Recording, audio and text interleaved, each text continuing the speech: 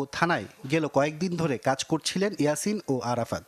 যাত্রাবাড়ি বাজারেও পণ্যের দাম নিয়ন্ত্রণে ভূমিকা রাখছিলেন তারা। ইয়াসিনের মার দাবি, ধর্ষণের মিথ্যা অভিযোগ দিয়ে ছেলে দুটিকে হত্যা করা হয়েছে।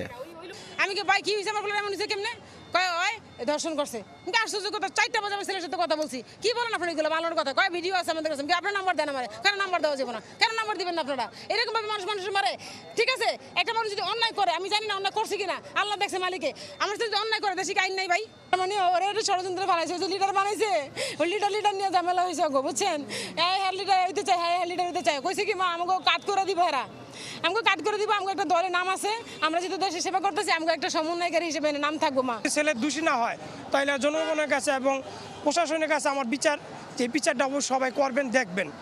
বিচার বহির্ভূত এমন হত্যার সুষ্ঠু তদন্তের দাবি জানিয়েছেন পরিবারের সদস্যরা। আশরাফুল আলম আকাশ, চ্যানেল 24, ঢাকা।